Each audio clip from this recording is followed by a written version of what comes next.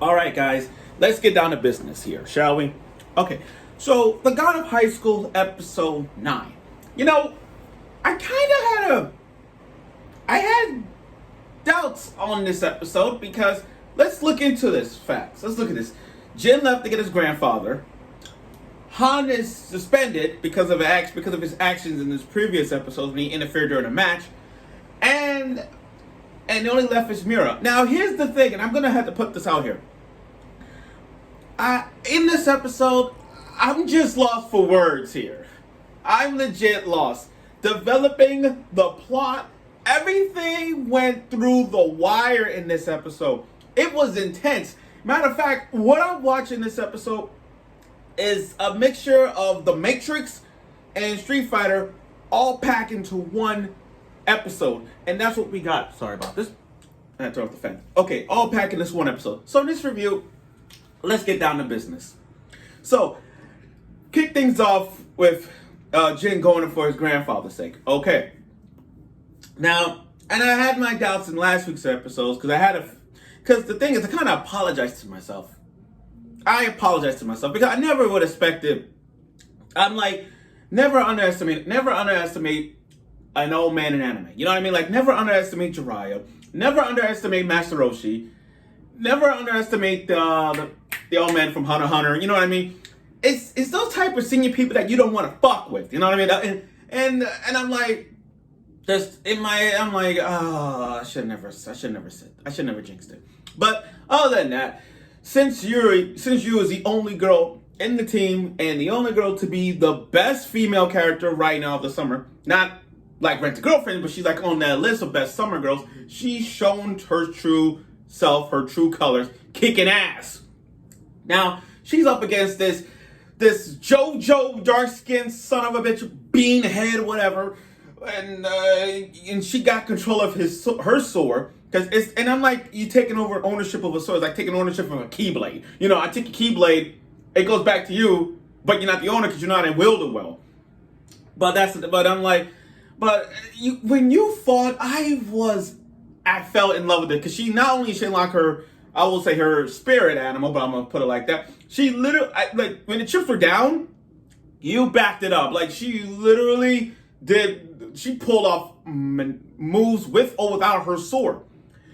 And just when the chips were down, a stab right here, a punch right here, it was intense, and I couldn't see it. I was cheering for her from the beginning. Not only that, watching that fight was kind of like Dragon Ball Z, when you had that big guy versus Videl, and remember how he brutally beat up Videl so much that it was pointless to see it grab her like this and then slap her in the face and then punch her in the gut. You know, I'm like, I'm getting some Sobovich versus Videl type vibe, you know? And that's what I saw. So I'm like, oh no. And then when she was down, you just saw a glimmer of light, you know, from the other side. She wants to get stronger and stronger and stronger. And boom, come the dynamite. She literally just went full-fledged, took down him. And I'm like, oh yeah, I was cheering for her throughout the entire match. Not only she unlocked her spirit, her inner animal spirit, I'll call it like that, but he took him down with ease. So I'm very happy that she got that far. Now, before I begin the next segment of this, I'd like to say something. When I saw Jin, Yu, and Han, you know, like, we got the big three going on around in these world of anime. Like, you know what I mean? We got for example, you got Naruto, Sasuke, and Sakura. You got Raphtalia, Philo, and Naofumi from Rise of the Shield Hero. You know what I mean? You got Emma, Ray, and Norman from The Promised Neverland. So, it's like, when you watch Yu, Han, and Jin, the trio, the trio of this show, if y'all could think of a top 3 trio in anime, you have to put those three in like second or third place as best trio in anime. So I kind of give you that.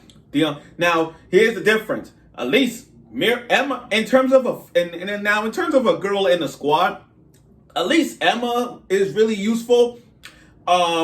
Mira, I mean, Yush in the God of High School, she's a badass, so she can handle her well. Sakura is just useless. But you get my point. At least they're more useful than Sakura. Now, now let's get to Han's segment. Watching Han, he has nothing to do now. He's suspended. But he went to go. As he stepped out, he saw one of the person that he saw before in the fight. He was out. And then you got this crazy ass girl who looks like Toga, no less, in a Bruce Lee outfit, kicking ass. No, like she did, just to me picture this. Her face expression reminds me. She got that toga hair. My Hero Academia. Look, she's rocking that toga hair with like I will say Bruce Lee / Kill Bill outfit, and then she went all kick maneuver like nothing. She reminds me of Juri from Street Fighter. But she pulled off all the kicks, and Han stopped her. She just stopped her with just one kick. And she's from the other team that had, with the blue hair, that did the shark attack. But, Han just stopped. He's like, I don't have time to play around. So he carried the guy around. But she came up to say, you're cute. And then she kissed him. She literally kissed him. Just out of nowhere, just saying you're cute. And then kissed him. I'm like, whoa. Han got a girl.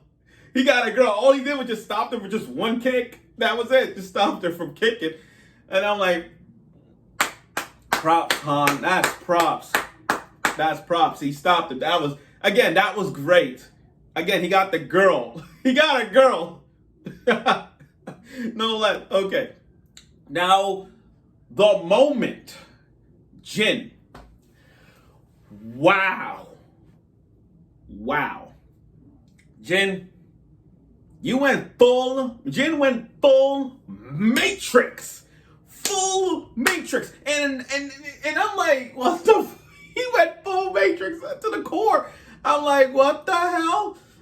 When he got to this abandoned warehouse, saw his grandpa. Saw his uncle. Saw his grandpa, my bad. Saw his grandpa. And then all of a sudden, it was a doppelganger, and then an explosion, like some Datara bullcrap. It's like some, Datara. And I think they took some off of Naruto. Got that explosion thing going on. And they thought he was down, but he wasn't. But Jin, we all know our boy Jin ain't going down like that. So he's up against these doppelgangers. And apparently, as he was fighting, he realized that they killed the original team that they were going to face. So they killed off the original team just to get into the tournament. And to have their fighting, like that. So basically, they cheat their way. They copy off their maneuvers. They copy off their body structures and that. So you get what I mean.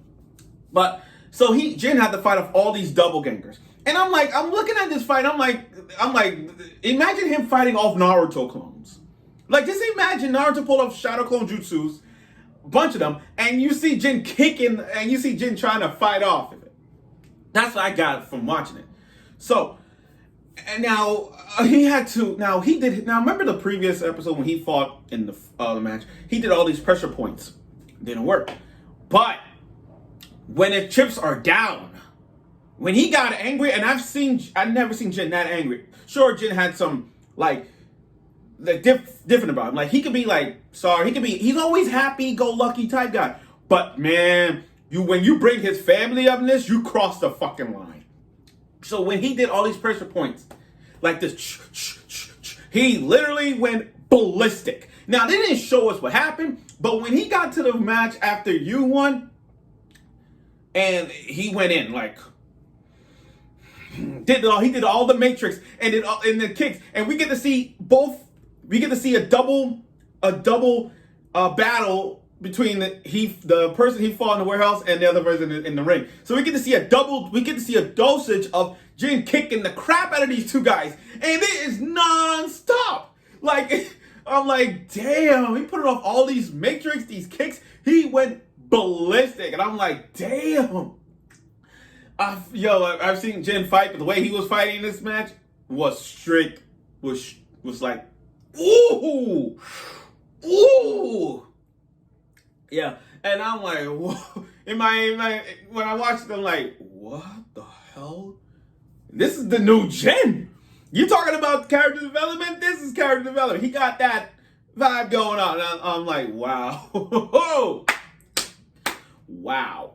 Now, and then now he released this inner dragon. Like, this is some Into the Dragon thing. He took him out with ease. So now that Jin won, they're gonna move on to the next round.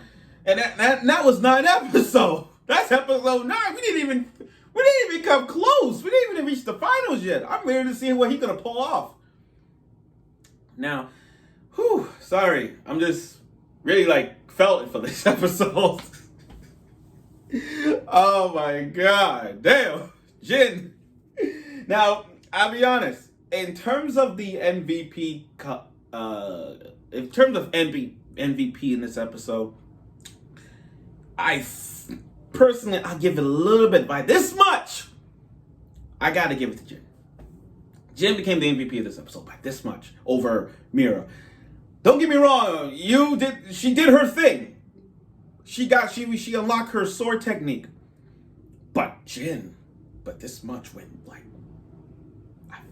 seeing character go angry and showing development is like how Midoriya did in My Hero, or like Naruto or whatnot. But this guy, I'm lost for words. Basically, in this review, I'm kind of lost for words what I saw, even though that was intense. So, thank you for watching The God of High School, and I look forward for episode 10, and it's going to be more intense than ever. I'm looking forward to it, and I hope you will.